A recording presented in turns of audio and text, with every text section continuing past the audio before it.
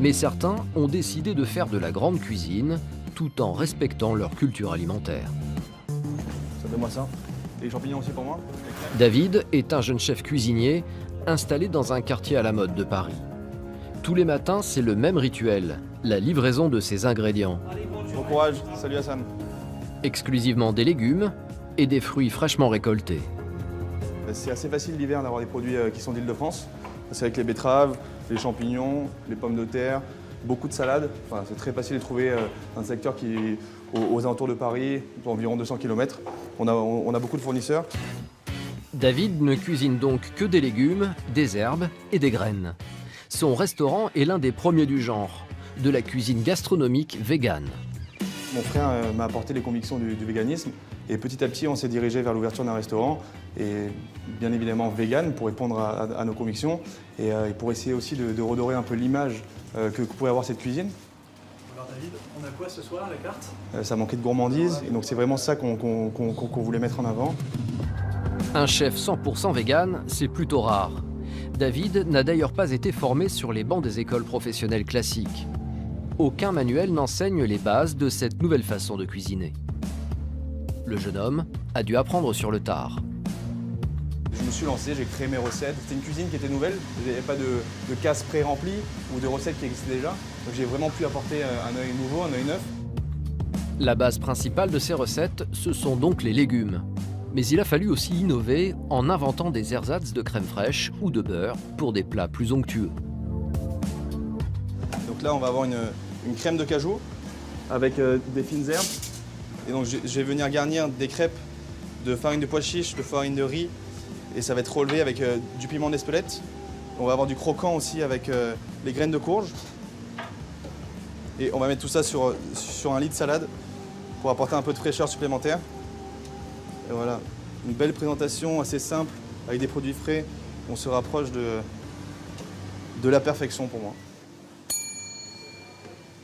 Intrigués par cette cuisine sans matières animales, les clients sont de plus en plus nombreux à passer les portes du nouveau restaurant.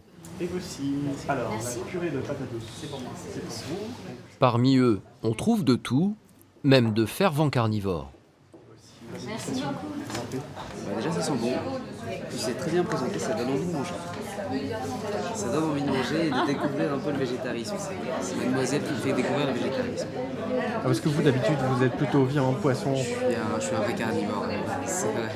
Mais j'essaie de changer un peu les habitudes. Je pense qu'un peu comme tout le monde, il faut changer un peu ses habitudes alimentaires. C'est l'occasion. Changer ses habitudes, c'est un peu le credo de ces nouveaux consommateurs pour un retour à une alimentation jugée plus saine. On est dans une démarche de pas de devenir complètement végétarien, mais Consommer citoyen. de consommer un peu plus voilà, sans viande. Des plats sans viande, certes, mais pas seulement. Beaucoup ici ne savent pas vraiment ce qu'est le véganisme et découvrent avec stupéfaction ce qu'ils ont dans leur assiette. Je ne savais pas qu'il n'y avait pas de lait ou de beurre, mais c'est subtil, c'est bon. Ça casse vraiment les préjugés qu'on a sur la nourriture végétarienne à base de graines dégueulasses et de trucs qui sont pas bons. En étant bien cuisiné, on arrive à des saveurs et des sensations qui sont largement supérieures à ce qu'on peut connaître avec du beurre, du lait, des œufs ou des choses comme ça. Donc ça, pour moi, c'est une vraie nouveauté. Manger sain a tout de même un coût. Ce couple va débourser 66 €, une addition qui leur semble juste. Entrée, plat, Non, c'est dessert, vrai. c'était conséquent à chaque fois. Enfin, moi, je ressors, j'ai pas faim, et je suis pas gavé, mais c'était juste ce qu'il fallait. Et j'ai le souvenir de m'être sorti pour des restaurants classiques avec une note beaucoup plus importante que ça. Ce soir encore, David, le chef vegan, aura réussi son challenge. Faire aimer les légumes à toutes les sauces. Un amateur de viande, il va peut-être changer ses habitudes.